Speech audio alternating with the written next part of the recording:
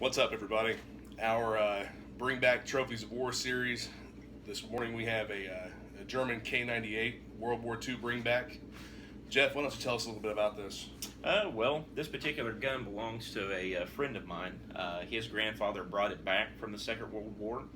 Um I remember seeing this particular gun and what they called their gun room. Every time I'd go over to their house when I was younger, this gun would be sitting in a corner by a bookcase. Uh, this bayonet would be hanging on it. We'd sit there and take it on and off of it several times and look this gun over, and so I mean, just this one, kind of means something to me, personally, because I've been around it for heck, 30 years or so. And like I say, my friend's grandfather brought this back. He was in the Second World War. I believe he was a medic. That comes from the fact that there was a picture that was always on the bookcase close to this gun of him pictured in a medic's outfit that was dated from the Second World War. This particular firearm was made in 1943. It's a BNZ 43 marked rifle. So I mean, everyone says this is an 8mm Mauser, but there were several manufacturers of them other than Mauser. That's just like what happens in our country with the M1 Garand being made by several manufacturers, or 1911 being made by several manufacturers rather than Colt or Springfield Armory or whatever. As far as the 1911 or an M1 Garand, this was made by Daimler Puck. I'm sorry, Steyr, I should have said that right, Daimler Puck, in 1943. Some people say that this particular rifle was an SS contract. I've also seen things to the contrary to that, so, I mean, was it an SS soldier's rifle? It could have been. I mean, heck, it's a war. Anybody could have been issued this. It could have been a cook's rifle. I don't know. The story goes, though, it was captured by my friend's grandfather. It was sent back. There were papers. Those have been lost long ago. But it did have this bayonet with it. It, of course, comes off and still has the bayonet frog and sheath. It's starting to get some age on it and fall apart a little bit. But if you would too, if you were 73 years old, you'd start to fall apart too. But it's as far as just a standard K98 bayonet, nothing really special. But it was with the gun when it was brought back, and I got to look and play and mess with this gun for several years with it on there, and it, like I say, it's been kind of a gun that's been part of my life for a long time. And it's, as far as the gun and its condition, the finish is pretty good. It's been around. The bore is kind of dark, but it's going to be. There's a lot of ammunition and so on that was used then that had some corrosive primers and things. Of course, the stock has got the steel butt plate. It has this piece through the stock right here. This is actually for disassembly of the firing pin in the bolt. It has the bolt release on this side. It's got a bent bolt like a K98 should, with the relief so you can get a hold of it.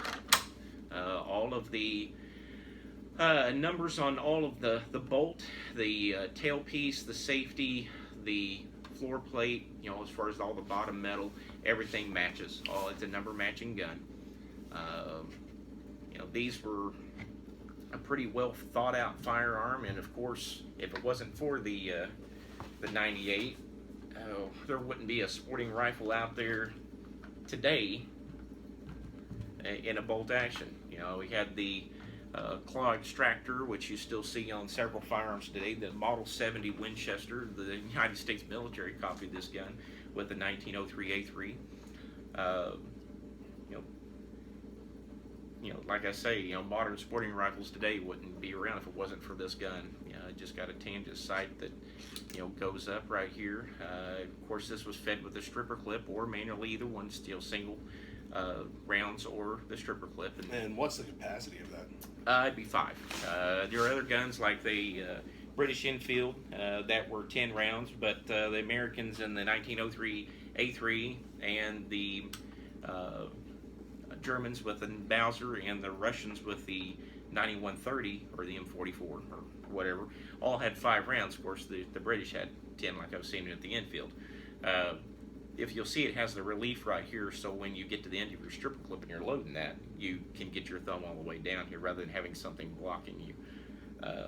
Really robust, large ring receiver. You know, these things are built tough, and I mean, we could take this thing out right now and shake the living heck out of it, and it'd still be fine. This thing will last another 73 years plus, probably outlast me, I'd say.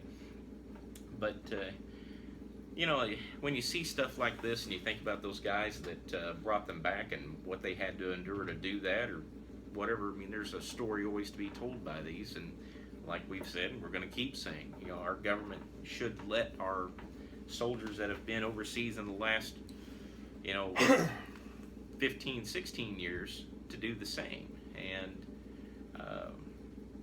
you know, it's sad that they can't bring back anything like this and have that memory that some of these soldiers did, because you know, it's a piece of history. I mean, this one's been history for me for the simple fact that I've been around it so long, and I'm glad, you know, we got to take a look at it. And well, it's absolutely a privilege to me to actually absolutely. get to experience this, to take a look at it, to hold it.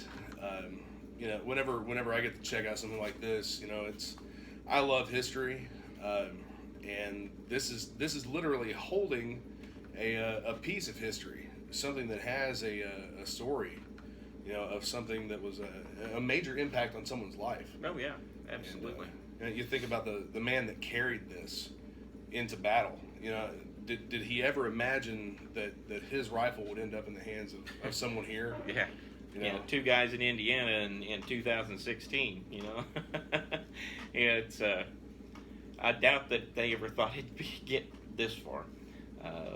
But then again, you know, look at all the surplus rifles that are out there that we have a chance to get our hands on, and hopefully with our new administration coming in, if that doesn't get screwed up, we'll get to see more good guns like this come back into the country from all these other countries. But you know, on another note, I've always thought it was always fascinating to think about, you know, what guns are chambered in as far as caliber wise. And you know, everyone says this is an 8mm Mauser. You know, and the correct nomenclature would be a 7.92 by 57 millimeter. But you also hear 8 by 57, 8mm Mauser, all these things. So I just love when people come to the store. They always describe things about 55 different ways when they want a certain ammunition. But you know, it's like you have 3 different you know, names for one cartridge, and I always thought that was kind of neat for these, because about like 9mm, how many different names are there? Yeah. Matched with that, but or 7.62. Yeah, which 7.62? Yeah, that's always fun. But you know, like I said, this gun is in really good shape for its age. You know, there's wear on it. Of course, you can see where someone's probably, you know, had a hold of it here several times on this barrel band, and you know, really, for a gun of its age and where it's been, it's in pretty good shape. All right, I'm going to take you guys on a quick walk around of the rifle and show you some of the markings and stamps on the receiver. As you can see, this is actually a Nazi marked rifle. You can see the Waffen amp there, the eagle with the swastika below it. Jeff, what are these other markings up here? Well, they're just more or less more German proofs as far as what Steyr Daimler Puck would have put on there during its production, and the proofs that would have been put on there by an inspector before it went to whatever you know, battalion or whatever that it was attached to. And what do the numbers on the sights represent? Meters, of course. You know, you'll be starting out with 100 meters and go up from there in different graduations. Of course, a little optimistic as far as the distance what you could potentially do 17 with and it. 1800 meters. Yeah, but needless to say, that's the way it's made.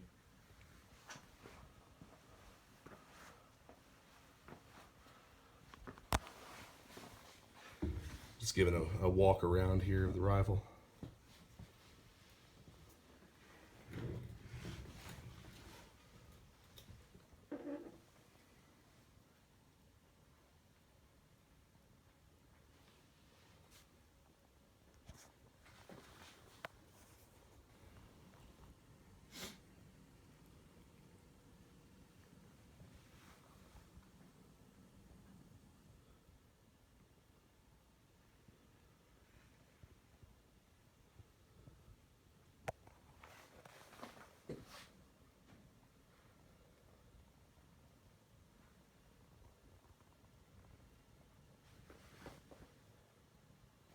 Well, thanks guys for coming with us with this look at this 8mm Mauser, and we're going to have more in our Bring Back series and for you guys to see.